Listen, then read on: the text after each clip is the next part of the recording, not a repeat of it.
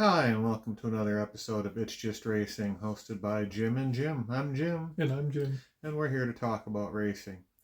First, some notes from the Supercross and motocross world. Justin Barcia revealed that he hurt his knee last week in New Jersey and will be out the rest of the season. Also last week in New Jersey, Jerry Robin crashed hard in qualifying. Had to have emergency back surgery, vertebrae T3 through T9 are fused. He is paralyzed from the waist down. He'll be flying back to California in hopes of rehab, and hopefully everything goes well for him. Our thoughts are with Jerry and his wife Jennifer. Also from across the pond, Australian pro motocross rider Joel Evans lost his life in a crash at Adelaide on Sunday. Our thoughts are with his wife and unborn baby. Moving on to Supercross. Supercross was in Pittsburgh, the 250 East, their last solo race of the season. Heat 1, Seth Hammaker. Guy's been on a roll, led from gate drop to the checkers with no challenges. Easy one for Seth. Well, if anything in motorcycle riding's easy. Heat 2, RJ Hampshire got the whole shot. Maximus Voland, I just like to say Maximus. I know people call him Max, but Maximus is fun. Maximus Voland took the lead for a little bit, and Hampshire got it back and won his heat race. 250 LCQ was won by Aiden Shive, and the 250 East Main, Nate Thrasher with the whole shot and led most of the race before getting passed by Tom Vial, who got his first one of the year. Notable that he's the 7th different winner this season, which is the most different winners ever in 250 competition. Podium was Tom Vial, Nate Thrasher, and Maximus Voland. Points. Something to watch, eh? With one race left, yeah. Tom Vial is in the lead. Seth Hammaker is 1 point back. RJ Hampshire is 3 points back. No, Vial got his first win of the season at just the right time. He had been struggling lately. It looked like the championship was slipping away, and suddenly he's back in the lead again. Yeah, it's been an awesome season, and their final race is going to be an East-West showdown, so even more pressure. That'll be 2 weeks in Utah for the season finale. So pretty much winner takes all in the 250 East points. In the 450s, Heat 1, Mitchell Oldenburg got the whole shot, but Ken Roxon grabbed the lead. He looked like the old Kickstart Kenny, didn't he? He did. And he just flew out there. Held off a charging Cooper Webb and won his heat race. Heat 2, Aaron Plessinger got the whole shot. He led most of the race, lost the lead to Justin Cooper late, and Justin Cooper won it. 450 LCQ, seems like every week it's Frederick Noren of Sweden. Either him or Chisholm. Yeah, one of those two. And in the 450 main, Cooper Webb led from the gate drop to checkers. Won it, extended his points lead over Chase Sexton. The podium was Cooper Webb, Chase Sexton, and Justin Cooper. Now, this was a big race for Cooper Webb. He really needed that win. I mean, Chase Sexton has had his number the last few rounds. And in this race, they ran 1-2 most of the time, and Cooper was able to hold them off. So that's a big one for confidence and for his points lead. For the points, that makes Cooper Webb your leader still. He extended his point lead to 12 points over Justin. Who's Justin Sexton? Chase Sexton. Once again, Cooper Webb in the lead. Chase Sexton is 12 points back. 2 races left. Denver next week, and then Utah the week after. So Sexton's got to step it up, or Webb's got to hang on, and those are the only two, because even if they didn't start the next 2 races, Ken Roxon in third is more than 2 races back in points. Well, Sexton's going to need a little help because even if he wins both races, all Cooper has to do is finish second. Which they've been doing a lot of 1-2s lately. Moving on, a little MotoGP note. We didn't have, Formula One or IMSA or anything this week, so I figured I'd add a little more motorcycle racing for you. So Jim's got to get his Euro racing in here.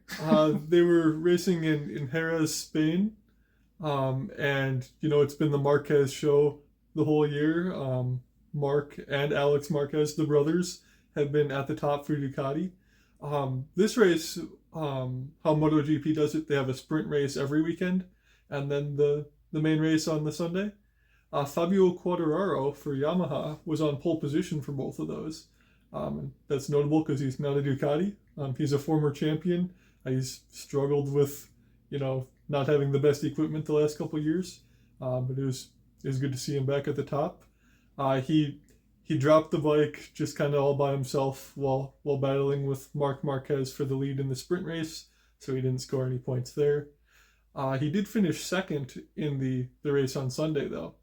Marc Marquez, he crashed kind of by himself there, and he was out of the race. Let his brother Alex win. And now, they're both at the top of the standings. Alex Marquez has a 1-point lead over his brother. So it's really a family affair for the championship. That'll be fun. Moving on to Xfinity. The boys were at Talladega. Well, the boys and one girl. We're at Talladega this weekend. Jesse Love started on the pole, led every lap to win stage 1. Nick Sanchez grabbed the lead to start stage 2. There was some really good restrictor plate racing this weekend.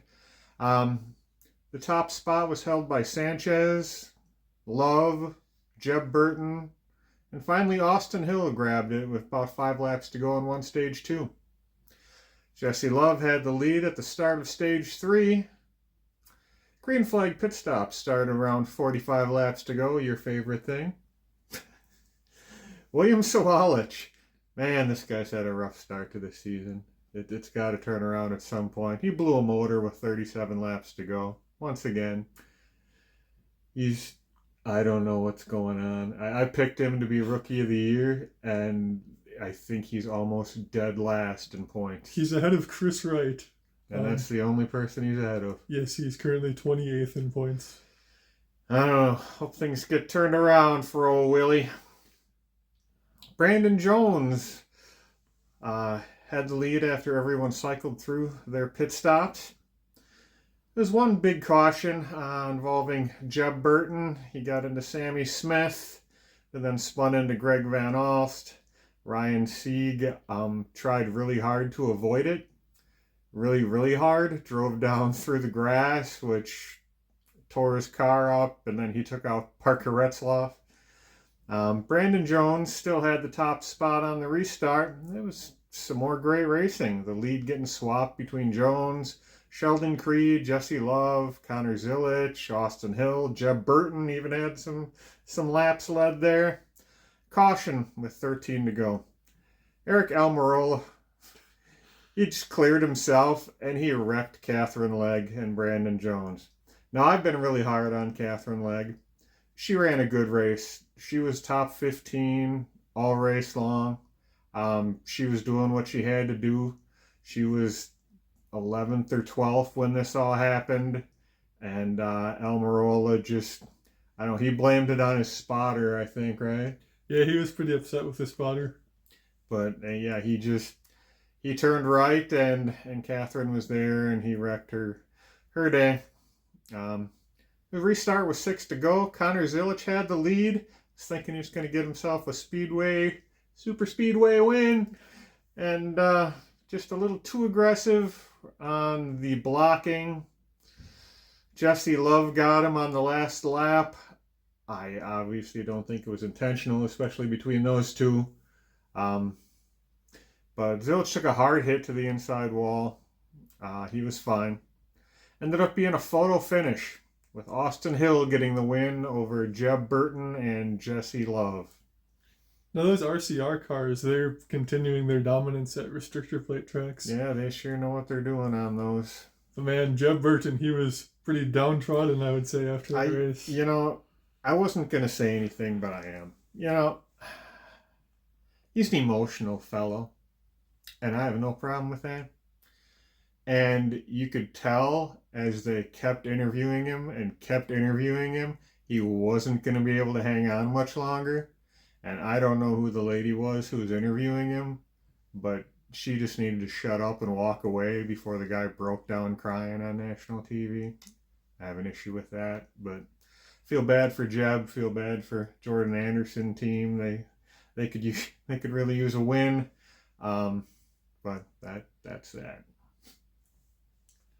Moving on to the Cup race. Weird, huh? He's going to talk about fendered cars. My daughter had a concert on Sunday, so Jim over here had to endure a Cup race.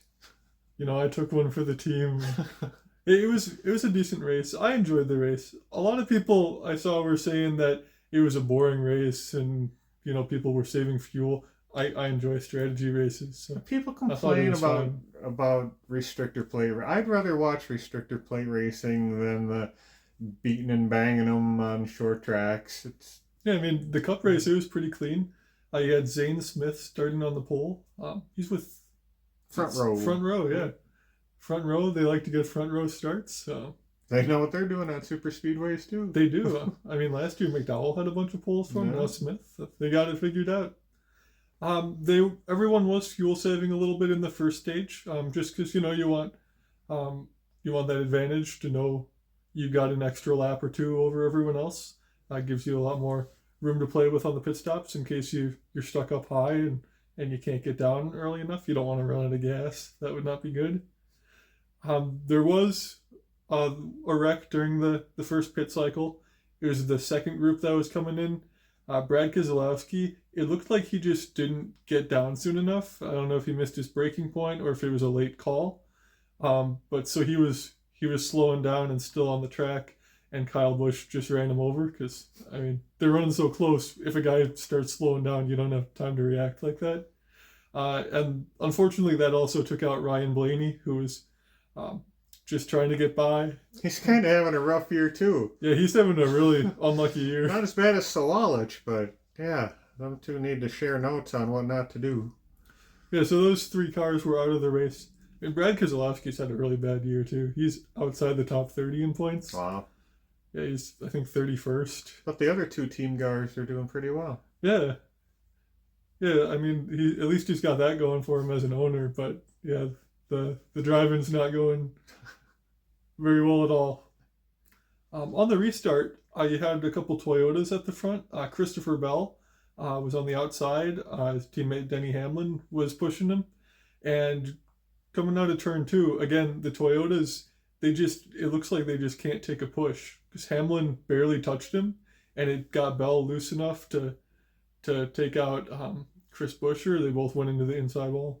Now, didn't they have that issue at Daytona, too, with the Toyotas? They did, and it was Christopher Bell in the lead once again. So they got to do something with the front end of those cars. I'm thinking that's got to be what it is, because the Chevys and the Fords are more squared off in front, and the Toyota's just a little bit pointy. It's got to be just that geometry. We know you're good at geometry. Don't bring math into this. Yeah, so after that, we went back green. Kyle Larson won stage 1. You know, his first stage win at Talladega. He usually wrecks at drafting tracks, so I'm sure he enjoyed being in front for once. Facing the right direction and everything. Stage 2, we had green flag pit stops again. Oh, look at you. You watch NASCAR and it turns into real racing. Yeah, we had a couple speeding penalties. Chase Elliott, SVG, and Daniel Suarez, all too fast entering. Suarez actually missed his pit box because it was right towards the beginning and he was speeding, so he just went right by it. So kind of a double penalty for him. I had to back up in the pit lane and then had to serve a drive-thru after that. Not ideal. After that, Bubba Wallace won stage 2. He threw a couple big blocks, missed on a couple of them. I thought there was going to be a wreck, but everybody checked up and kept it clean. Joey Logano, he was pretty upset on the radio at the end of the stage. He's the king of throwing horrible blocks. He can't be upset with anybody. Well, he wasn't upset at Bubba. He was upset at Austin Cindric, because on the last lap, Cindric had a huge run, and Logano thought that he was going to push him to the lead. Um, I'm sure after watching it back, Joey realizes, the run was too big. If he would have tried to push him, it would have caused a wreck. But in the moment, I mean, he really lost his cool. It did not look like a 3-time champion out there. He was pretty angry. With his teammate even. Yeah. After that, we went to stage 3 where there were even more green flag pit stops. Look at you. That's the best NASCAR race for you ever. Yeah, green flag pit stops in every stage. On this one, speeding penalties for Josh Berry and Kyle Busch. Both of them were running in the top 10 before that. So another tough break for Kyle Busch. He started on the front row, was running up front until that point, and then just that mistake took him out of it. Well, at least he survived the crash with Keselowski. Yeah. After that, after the green flag pit stops, the Toyota group was flying. All the Toyotas were together.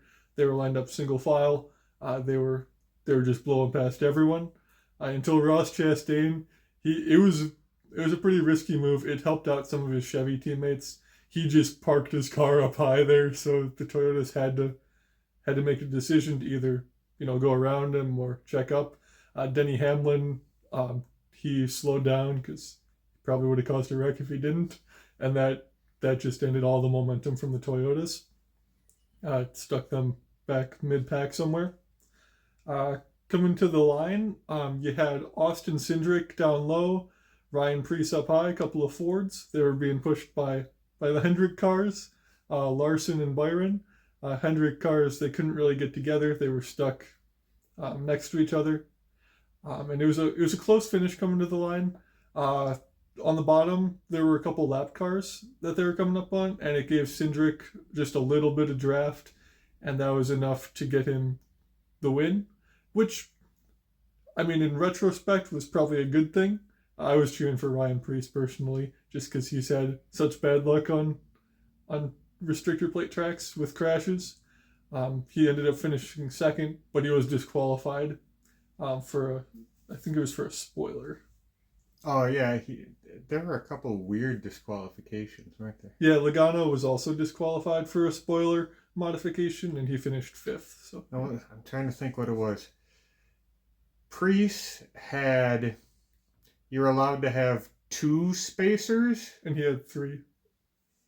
Yeah, between the trunk lid and the spoiler, and he had 3. And Logano had a loose or missing bolt. Yes, one of the 18 bolts was loose. So 17 bolts and 1 loose one. Yeah. So what was that, 2nd and 5th that got disqualified or something? Yeah. And interestingly for Logano, he's the defending champion. We're 10 races in, and he does not have a top 5 yet. So not a great start to the season for him either. But doesn't he only do good on even-numbered years? That's true. We got to wait till next year for the next Joey Logano championship. Speaking of Kyle Larson, not that we were, but... He won stage 1. We mentioned him once. Yeah, okay. Just a little sprint car update. Dude can still drive everything. He won the World of Outlaws sprint car race in Jacksonville, Illinois last week. He's had 8 sprint car races this year. He's won 4 of them, finished second 3 times, and his worst finish was a 3rd. Gosh, just a wheel man. I don't care what you put him in, he can drive it. He's running 3 sprint car races this week before NASCAR races in Texas. I guess everybody needs a hobby to keep the job fun. I guess, yeah. You got to race to keep racing fun, huh? So next week's busier for us. IndyCar is back. They'll be at Barber Motorsports Park. Where is that? It's in Alabama. Alabama. I always think it's in Ohio for some reason. No, that's mid-Ohio. That's later on in the year. Thanks, Jim. Formula One will be in Miami. All 3 NASCAR series will be in Texas. Supercross is going to be in Denver for the second to last race of the season. I'm going to complain a little bit here. I don't understand why the biggest race promoters, series, sanctioning bodies, whatever, can't schedule properly. because the NASCAR race, the Formula One race, and the Indy race all overlap on Sunday. Freaking awesome. Thanks, guys. Way to think things through. You got anything else? Just one thing. The Formula One race, I believe it's a sprint race, isn't it? Yes, it is a sprint race this weekend. So one less practice, right?